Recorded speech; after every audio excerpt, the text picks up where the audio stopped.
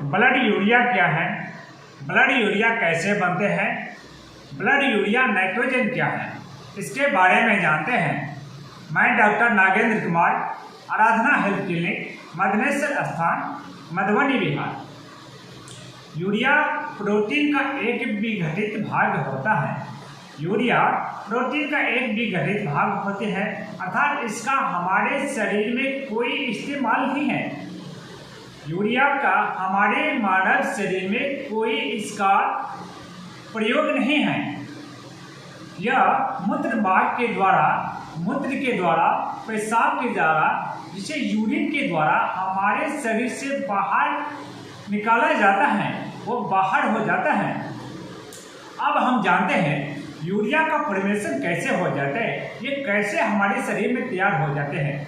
सर्वप्रथम जब हम कोई भी आहार लेते हैं, प्रोटीन युक्त आहार लेते हैं, वो छोटी आंत में जाने के बाद वो वहाँ पर जो लिक्विड जो तैयार होते हैं, फॉर्मेशन जो होती है, एमोनिया बन जाते हैं, अमोनिया बना लेती हैं।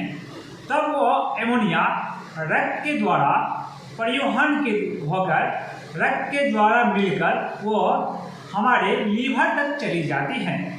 वो अमोनिया हमारे लीवर तक पहुंच जाते हैं। वहाँ पर जो लीवर हमारा ऑर्गन है, जो कार्बन डाइऑक्साइड को क्रिया कर कार्बन डाइऑक्साइड को साथ संयोजित होकर एमोनियम जो यूरिन का फॉर्मेशन कर लेते हैं, यूरिन का निर्माण कर लेते हैं, यूरिया का निर्माण कर लेते हैं। जो छोटी आंत में प्रोटीन जो विघटित होते हैं, प्रोटीन जो टूटने के बाद एमोनिया बन जाती हैं, वो जो एमोनिया हमारे ब्लड सर्कुलेशन के साथ, एमोनिया हमारे शरीर में छोटी आंत से ब्लड सर्कुलेशन के साथ मिलकर जब लीवर ऑर्गन के पास पहुंचते हैं, लीवर पर जब पहुंचती है, लीवर के अंदर जब फॉर्मेशन होती है, उसका टूटता है, तब वहाँ पर क्या होते हैं, जो यूरिया का निर्माण हो जाते हैं। लीवर पे जाकर हमारा यूरिया तैयार हो जाते हैं। यह यूरिया रक्त परिवहन के द्वारा किडनी तक भेज दी जाती है।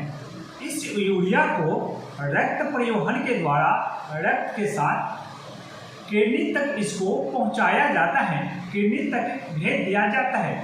किडनी के द्वार वहाँ मूत्र के मिलकर हमारे यूरिन के साथ, पेशाब के साथ मिलकर शरीर से बाहर निकाल दिया जाता है। ऐसा इसलिए किया जाता है क्योंकि यूरिया हमारे शरीर के बहुत ही हानिकारक पदार्थ है। यूरिया हमारे शरीर के बहुत ही हानिकारक पदार्थ है, जिससे शरीर से बाहर निकालना अत्यंत आवश्यक होते हैं। अब जो यूरिया का जो नॉर्मल रेंज है हमारे शरीर में कितना रहना चाहिए, 17 से लेकर 47 mg/dl रहना चाहिए। तब रक्त की यूरिया का लेवल बढ़ जाता है। इसका क्या मुख्य कारण हो सकता है? हमारे शरीर में यूरिया का अगर लेवल बढ़ जाता है तो क्या इसका कारण हो सकता है, जिसके कारण हमारे किडनी के द्वारा पेशाब के रास्ते से, पेशाब के द्वारा बाहर नहीं निकल पाते हैं, हमारे शरीर में इकट्ठा होना शुरू हो जाते हैं या कुछ मात्रा बढ़ जाते हैं। वो है एक जो एजोटेमिया होते हैं, जिसको एजोटेमिया कहते हैं। ये 3 प्रकार के होते हैं। एजोटेमिया 3 प्रकार के होते हैं।